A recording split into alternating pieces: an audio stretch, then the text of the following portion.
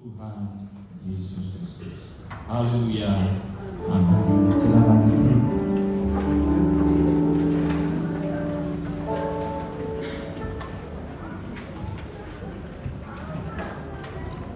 Puji Tuhan. Tidak ada kata-kata yang lain kecuali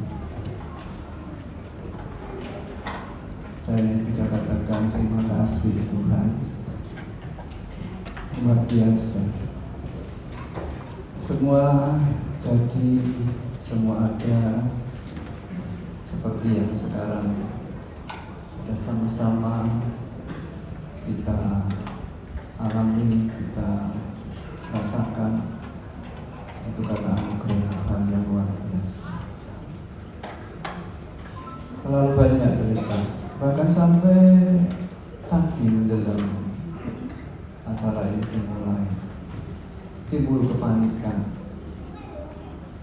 Saya dilapori, semua mixer atas mati. Rasanya itu kan sudah disiapkan semua, tiba-tiba dipotong di situ. Sambil saya ke atas, saya berdoa dalam hati Tuhan. Terus sampai di atas saya tanya, apa gejalanya? Ini. Tuhan ingatkan, itu di situ masalah. Cepat.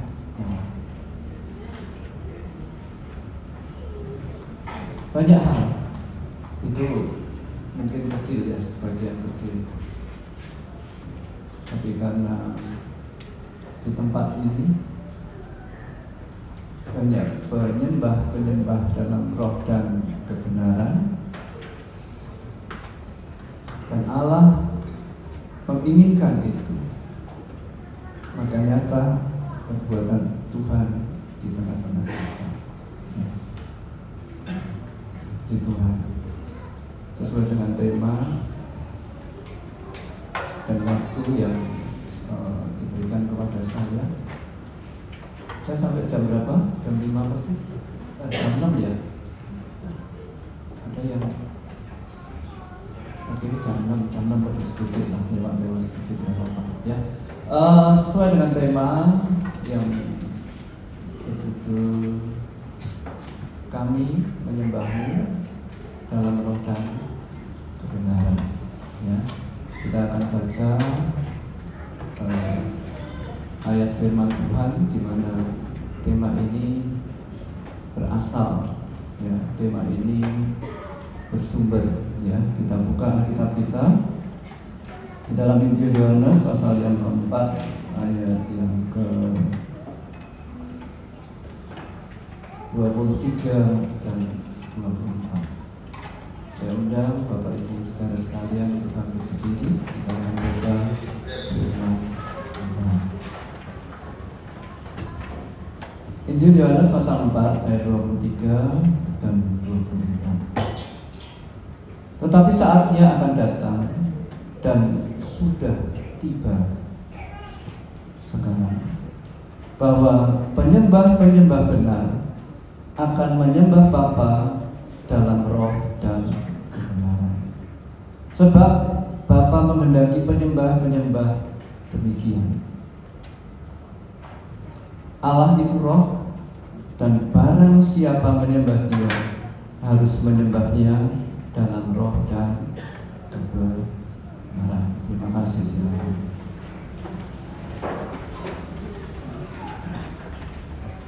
Sejak tema Natal ini diberikan, ya, kami merasa bahwa ini adalah kuk yang harus dipikul. Ini adalah tugas yang harus dilaksanakan, ya. Jadi semua yang terlibat di dalam tim kerja Natal itu sudah memperoleh dasar dan arahan yang tegas, ya, bahwa kami menyembahmu dalam roh dan kebenaran. Itu seperti amanat, tugas yang harus dilaksanakan dan harus diselesaikan. Ya.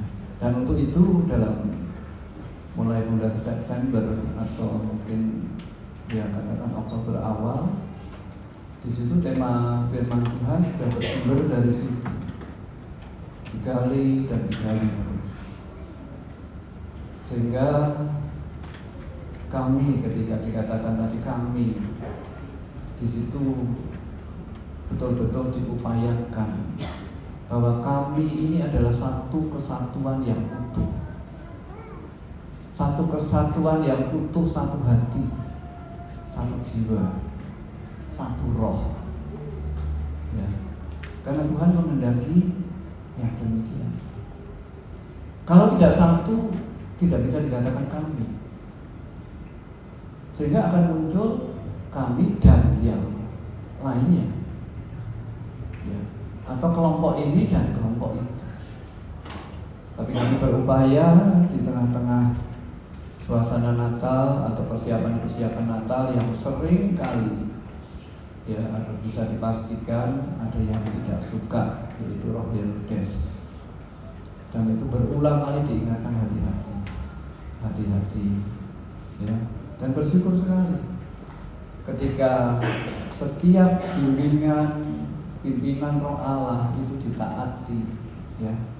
Kami mengalami apa yang disebut Natal kecil. Ya. Di tengah-tengah persiapan yang sedang dilakukan dengan semaksimal mungkin dengan keterbatasan masing-masing. Ya. Di situ kami melihat roh Allah bekerja dalam banyak hal, dari yang sederhana sampai yang sudah tidak masuk akal, di luar batas kekuatan. Bahkan kalau boleh saya katakan, acara ini akan terancam tidak seperti ini. Yang tekanan begitu kuat luar biasa. Tapi saya katakan tidak. Pesan dari Tuhan sudah sangat-sangat kuat. Ya. Dan itu harus dilaksanakan. Jalan terus. Dan puji Tuhan, kemenangan demi kemenangan, kemuliaan demi kemuliaan, glory to glory, ya, terus bermunculan sampai malam ini. Tadi kami berbincang di luar. 3 hari yang lalu, bahkan sebelumnya, hampir tiap sore di sini. Tapi sejak 2 hari ini, kemarin dan hari ini, nggak ada hujan saudara. Ini tidak hanya malam ini, tidak hanya tahun lalu, tidak hanya 2 tahun lalu, tidak hanya 5 tahun lalu, tapi bertahun-tahun kami sampai lupa sampai berapa lama sudah perbuatan baik Tuhan, anugerah Tuhan buat jemaat di tempat ini. Saya tidak tahu hujan diturunkan Tuhan di mana, tapi yang jelas pembelaan Tuhan itu nyata. Baik yang kita ketahui, kita tahu, oh ini pertolongan Tuhan, kita rasakan itu. Tetapi saya percaya ada lebih banyak hal yang Tuhan kerjakan yang di luar tahu kita. Ada banyak hal. Dan kita akan tahu nanti ketika saatnya itu dibukakan kepada kita akan berkata, oh Tuhan, ternyata Engkau turut bekerja. Makanya kami rasakan seperti ada sesuatu yang bergelora. Saudara ingat ketika 2 orang murid ya berjalan ke mana itu? Ke Emmaus ya, dari Yerusalem ke Emmaus. Mereka tidak nyadar kalau yang bercakap-cakap dengan mereka adalah Tuhan Yesus. Ya, tapi ketika sudah lewat, kemudian mereka sadar bahwa itu Tuhan Yesus.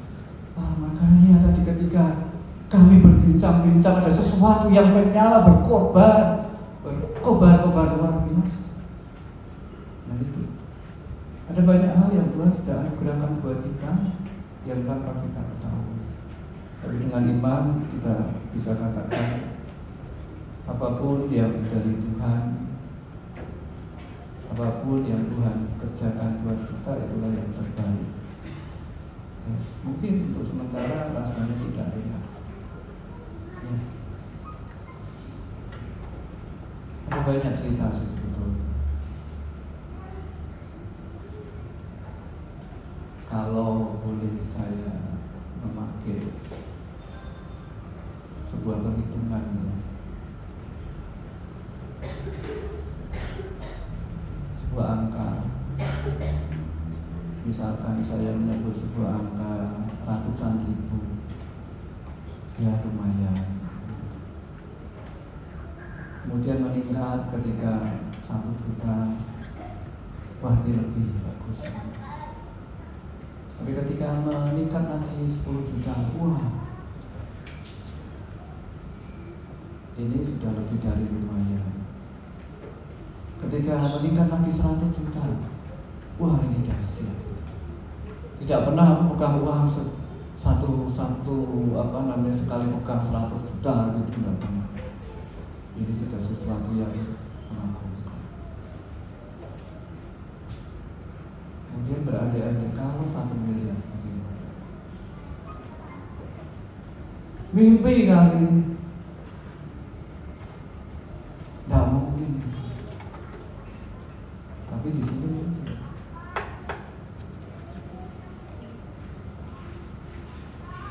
Bukan 1 miliar. Berapa? 4,5, 4,8 ya. Dibebaskan nggak usah bayar. Itu baru 1 tahapan. Tahapan kedua 4,8 miliar berikutnya. Dan tidak tahu sampai kapan. Sebuah angka yang sangat besar yang tidak terpikirkan, tidak bisa dibayangkan. Jangankan 1 M, separuhnya aja tidak pernah pegang. Tapi itu yang Tuhan kerjakan di tempatnya.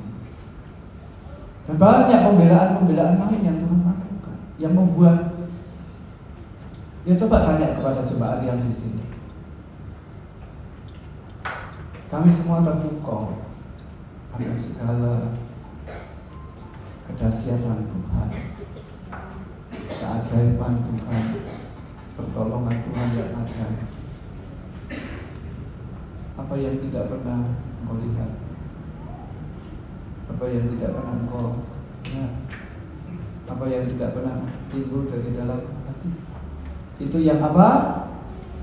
Disediakan Allah buat orang yang percaya, yang mengasihi Dia. Itu yang terjadi. Dan semua ini terjadi bukan tiba-tiba, bukan sebuah kebetulan seperti orang menang undian, apalagi undian berhadiah, ya, tiba-tiba datang. Tapi sebuah rancangan yang Tuhan kerjakan bagi orang-orang, bagi umat-Nya yang menyembah Dia dalam roh dan kebenaran. Dalam roh dan kebenaran ini berbicara tentang bagaimana seseorang atau sekelompok orang di dalam menyembah kepada Allah. Ya, kita tahu bahwa Allah itu roh, dan bahwa yang menyembah Dia harus dalam roh dan kebenaran. Ada sebuah keadaan yang harus diperjuangkan. Ada sebuah keadaan yang harus dicapai, diraih, bukan asal-asalan. Ya.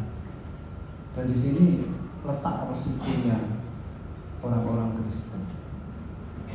Seringkali bersikap tidak semestinya kepada Tuhan. Ya.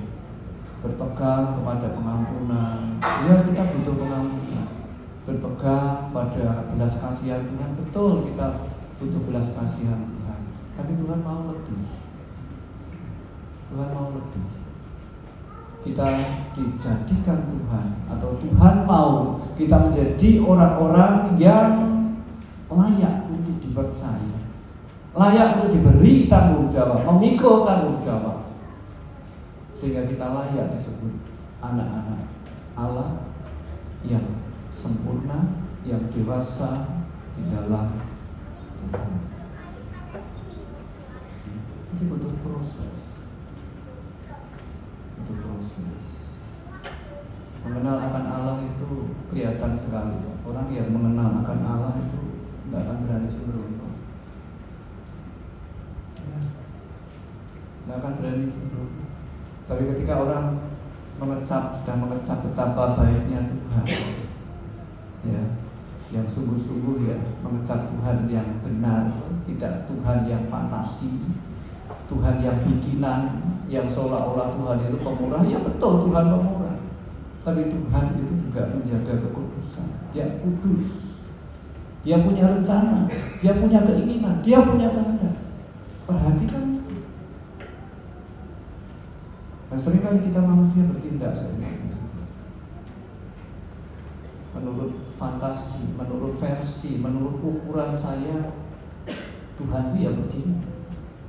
Nah, disitulah letak seringkali kegagalan orang-orang Kristen dalam memilih. Tapi dengan melihat berbagai peristiwa yang terjadi, yang Tuhan lakukan di tempat ini, ya, saya melihat kami, bukan saya, ya, kalau saya itu sendirian, kami sesuai dengan tema, ya, menyaksikan, kami mengalami, kami merasakan bahwa Allah bekerja di tengah-tengah kita. Ya. Kita akan buka lagi Alkitab kita.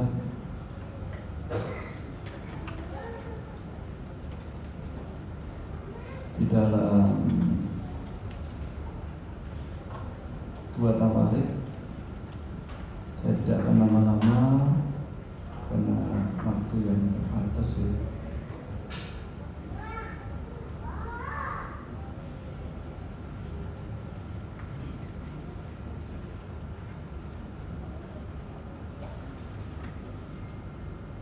Tawarik pasal yang ke-7.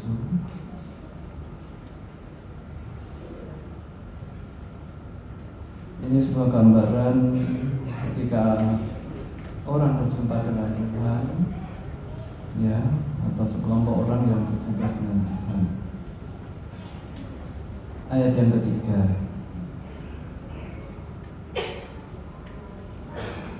Ketika segenap orang Israel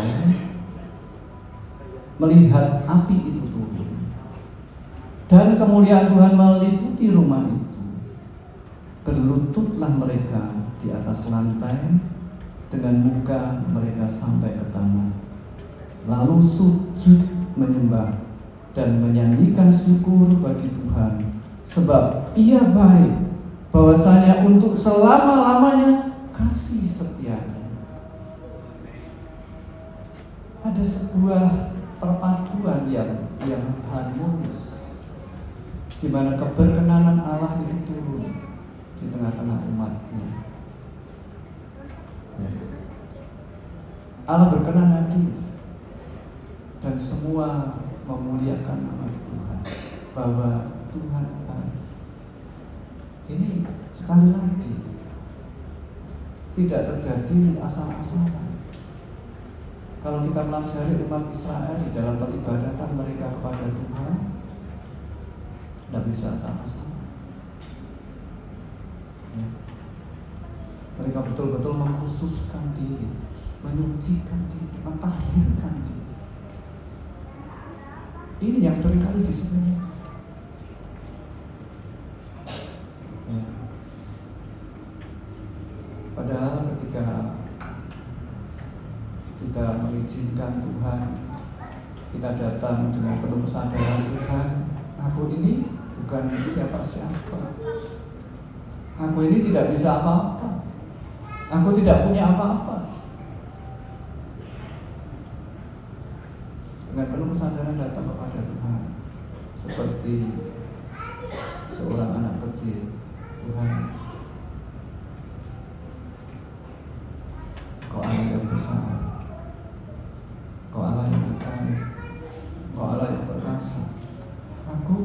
nggak bisa apa.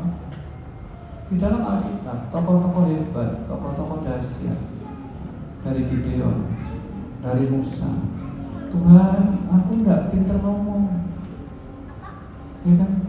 Nabi Yeremia,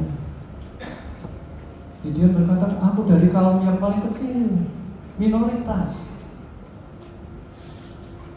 Bagaimana mungkin aku bisa berkata-kata kepada bangsa yang tegar tengkuk semacam begini?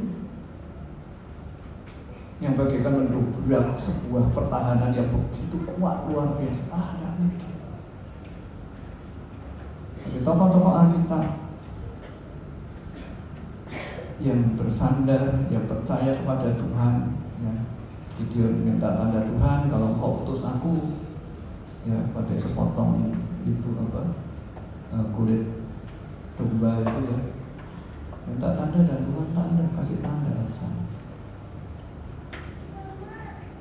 Tokoh-tokoh Alkitab banyak yang merasa tidak berdaya.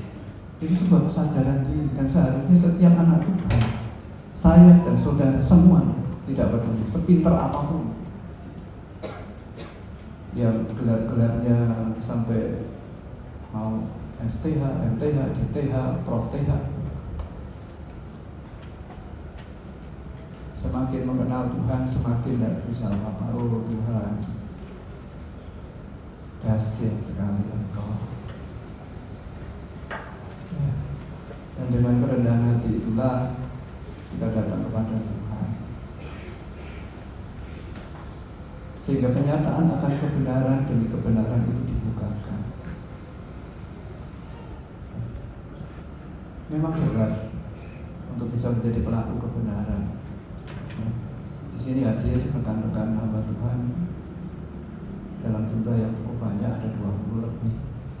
Ya. Saya katakan kepada rekan-rekan, kita ini belajar dari pengalaman. Ya. Setiap kali ada pemilihan, kok mesti geger, panas suasananya, ya kan? Saya sebagai orang baru, saya bertanya sama Tuhan, Tuhan, ini bagaimana? Kalau Tuhan katakan terjebak dalam sistem yang salah. Selama ini kan demokrasi. Demokrasi bukan jelek, tapi tidak baik untuk kita. Yang betul apa? Teokrasi. Kasih kesempatan Tuhan bertahta atas kita semua. Berani yang mau nawar? Oh Tuhan, saya punya sistem yang jauh lebih baik. Maka saya katakan, Tuhan, boleh ya, saya tidak usah ikut-ikut dalam seperti itu. Ya, boleh. Tapi nanti kalau aku utus kamu siap ya? Ya bagaimana lagi Tuhan? Tapi saya katakan saya tidak mau. Saya pribadi saya tidak mau. Jangankan di wilayah, di daerah saya tidak mau. Selama sistemnya tidak sesuai dengan apa yang Tuhan kasih, kalau saya masuk ke dalamnya berarti saya jadi pelaku kesalahan. Betul tidak? Dan itu saya sudah declarekan. Harus berani bayar harganya. Ambisi, segala keinginan, tanggalkan. Biar kehendak Tuhan yang jadi. Dan saya percaya kok, Tuhan itu Tuhan yang konsekuen. Ketika Dia perintahkan, Dia dituruti keinginannya, Dia menyatakan betapa dahsyatnya Dia. Itu yang menjadi kerinduan saya. Tuhan nyatakan kedahsyatan. Dan saya percaya ayat ini di dalam 2 Tawarikh tadi akan terwujud. Banyak orang yang akan sujud menyembah Dia, tersungkur di hadapan Dia.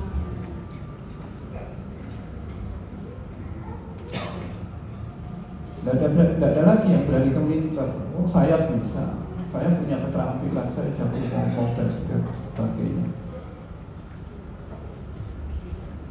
Tidak ada artinya. Tidak ada artinya. Yang terpenting adalah apa? Hikmat dari Tuhan. Nah, ayat yang terakhir.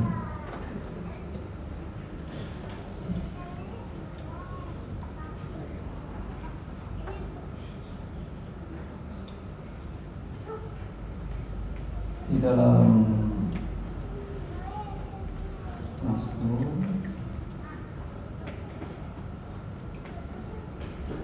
pasal 29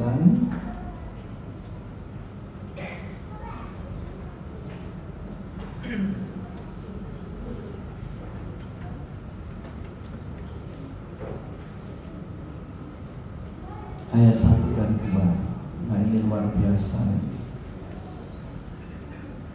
Mazmur pasal 29 ayat 1 dan 2. Mazmur Daud. Kepada Tuhan, hai penghuni surgawi, kepada Tuhan sajalah kemuliaan dan kekuatan. Berilah kepada Tuhan kemuliaan namanya. Sujudlah kepada Tuhan dengan berhiaskan kekudusan. Itu artinya baik di surga maupun di bumi, baik warga surga, baik warga bumi yang percaya kepada Dia, yang menyembah Dia dalam roh dan kekudusan, akan ada sebuah kesatuan di mana surga memuji Allah, menyembah Allah, di bumi kita memuji Allah dan menyembah Allah. Itu dahsyat. Berilah kepada Tuhan kemuliaan namanya. Sujudlah kepada Tuhan dengan berhiaskan kekudusan. Ini gambaran masyarakat surgawi yang kelak kita akan tinggal di dalamnya. Ya, akan jadi sebuah mimpi kalau kita tidak menyembah Dia dalam roh dan kebenaran. Sudah cukup banyak diuraikan bagaimana agar aku memiliki roh yang kuat, roh yang perkasa, roh yang diperkenan Allah, memperoleh perkenanan Allah untuk menghampiri Dia. Itu bukan sembarangan. Kita tidak punya kekuatan itu. Firman Tuhan juga ajarkan dalam minggu-minggu menjelang Natal. Dan bagaimana kita memperoleh kebenaran, atau kita berkeadaan benar di hadapan Allah, sehingga kita layak menyembah Dia dalam roh dan kebenaran. Kita layak disebut sebagai penyembah-penyembah Allah di dalam roh dan kebenaran. Kita layak menjadi orang-orang yang ditemukan, yang dicari Allah, yang membuat Tuhan senang. Ya, Bapa di surga tersenyum melihat kita, dan Dia melimpahi kita dengan berbagai macam perbuatan yang macam. Tadi saya cerita hanya seperti sebagian. Ada banyak cerita, dan itu Tuhan lakukan di tempat ini. Ya. Saya berkata tadi kaitannya mungkin dengan organisasi. Itu tujuannya apa? Saya ingin memproteksi diri saya. Ya, dan saya juga mau katakan betapa kita harus bayar harga. Ya, bukan saya tidak kepingin, saya punya keinginan, saya punya ambisi, tapi saya kubur itu dalam nama Tuhan. Biarlah Engkau yang bertahta. Saya tidak mau kehilangan perkenanan Tuhan untuk menghampiri Dia dan memanggil Dia Bapa. Saya tidak mau panggilan saya, doa saya kepada Tuhan seperti suara yang kosong, tidak bersambung. Tapi saya mau ketika saya memanggil Bapa kami yang di surga, dikuduskanlah nama-Mu, datanglah kerajaan-Mu. Mazmur 29 ayat 1 dan 2. Surga bumi penuh kemuliaan. Surga memuji Allah, yang di bumi memuji Allah, dan kita semua yang memuji Allah dalam roh dan kebenaran pasti akan menerima berkat anugerah Tuhan. Tuhan berkata di atas kita, Tuhan berkata di atas perhimpunan kita, dan kita akan mengalami betapa ajaibnya Tuhan. Puji Tuhan. Puji Tuhan.